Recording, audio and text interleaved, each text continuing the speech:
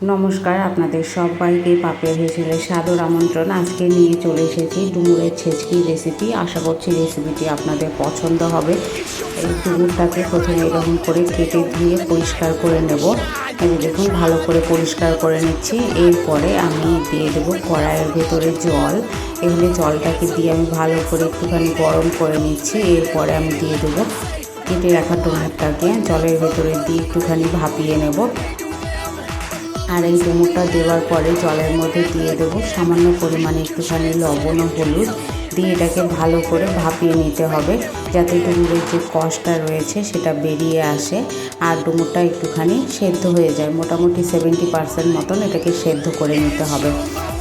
এই দেখুন, ডুমুরটাকে সেদ্ধ করে নিচ্ছি। সেদ্ধ করে নিয়ে এটাতে আমি জল ঝরিয়ে নিয়ে নেব।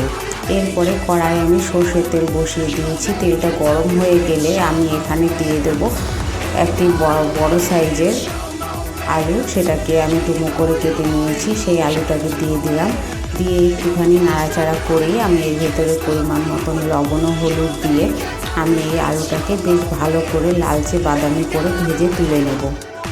এটা লো ফ্লেমে অবশ্যই ভাজতে হবে। এটা ভাজতে ভাজতে আলুটা ভাজাও হয়ে যাবে আর আলুটা অনেকটা সেদ্ধও হয়ে যাবে। এরকম করে ভেজে তুলে নিতে হবে। এরপরে কড়াইয়ে যে তেল হয়ে গেছে সেই তেলের ভিতরে আমি সামান্য পরিমাণে একটুখানি চিনে বাদাম সেটাকে ভেজে নিচ্ছি। আর এই ছেচকির ভিতরে চিনে বাদামটা দিলে খেতে দুর্দান্ত লাগে। চিনে বাদামটা ভেজে উঠিয়ে নেব। এরপরে কড়াইয়ে যে সর্ষের তেল রয়েছে তেলের ভিতরে দিয়ে দিচ্ছি একটি শুকনো লঙ্কা, হাফ টিস্পুন কালো জিরে, আর তার মধ্যে দিয়ে দেব কয়েক কোয়া রসুন, সেটাকে কুচিয়ে নিয়েছি, আর একটি মাঝারি সাইজের পেঁয়াজ সেটাকেও কুচিয়ে নিয়েছি দিয়ে দিলাম।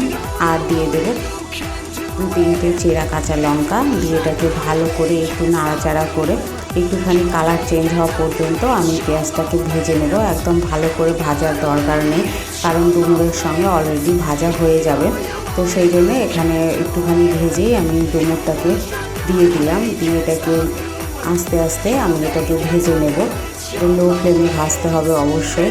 এই যে আস্তে আস্তে নাড়াচাড়া করতে করতে ভেজে নিচ্ছি। মোটামুটি 10 মিনিট মতন লো ফ্লেমে ভাজার পরে আমি এখানে ভেজে রাখা আলু আর ভেজে রাখা চিনে বাদামটাকে দিয়ে দিলাম। দিয়ে সবগুলো একসঙ্গে আর কিছুক্ষণ আমি এটাকে কষিয়ে নেব বা ভেজে নেব।